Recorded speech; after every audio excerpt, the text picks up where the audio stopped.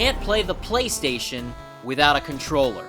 6-axis, analog, Dualshock. The PlayStation controller is iconic. Aside from a few design changes here and there, the PlayStation controller has remained consistent in its style and form factor. It all goes back to the original. No analog sticks, no fuss. This is the SCPH 1010. Grip handles, 4 shoulder buttons, start, select, a tight directional pad, and the iconic geometric input buttons, square, triangle, circle, and cross, though I always called it the X button. Simple but effective, this controller layout is etched into my brain bits. The designer of the original controller, Teyu Goto, explained that the triangle represented point of view, square represented paper to connect it to menu access in games, and circle and cross represented yes and no functions. The original controller did have a slight revision that added a much longer cord, as well as a ferrite bead on the end to stop any dirty noise interference. But what came next? Oh, you know what came next, right? The Dualshock Controller, a classic. Everyone This isn't the next controller that came out? Oh, no. Before this, there was the Dual Analog Controller.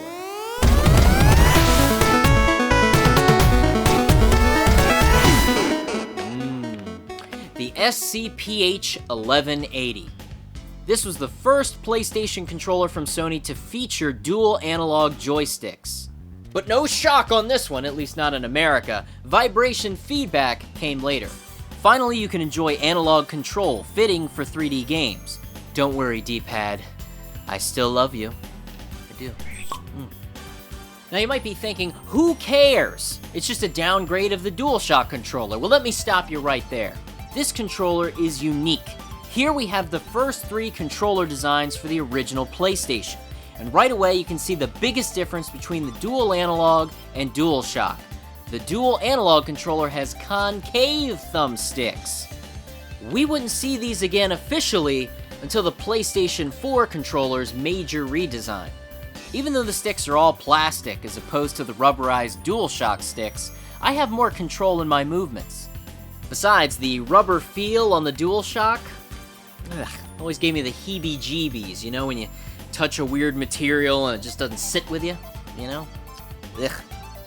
Now here's another awesome little feature. When activating the analog mode, you can press the analog button a second time to activate a special flight stick mode that emulates the PlayStation analog joystick controller. What a powerful little how-do-you-do. This definitely would have saved you some money because that PlayStation analog joystick controller was expensive. Next up, the shoulder buttons. The dual analog offers slight ridges on the R2 and L2 buttons, so there's no confusion on what you're pressing. Also gives you a nice solid base for your fingers, so you know, control. Look at that control. Also, did you know sometimes length does matter? This controller has longer hand grips than the other PlayStation controllers. For me, this makes holding the controller way more comfortable. The other controllers seem to dig into my palms. I don't like it. Don't feel good. The longer dual analog grips allow me to hold the controller from the sides, and I just love it. Because look, hands down, hands on, this is the most comfortable original PlayStation controller. Just, we'll squeeze it. We'll squeeze on it.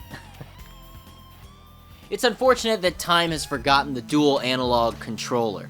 A lot of times online I'll see articles about the evolution of the PlayStation controller, and guess what? They almost always leave out this model. It did a lot of interesting things. It lengthened the grips, that little shoulder button thing, and of course, the concave joysticks. Pretty cool, and it's ironic that almost all of the new modern controllers come standard with concave joysticks. Just saying. Sony did it way back in 1997.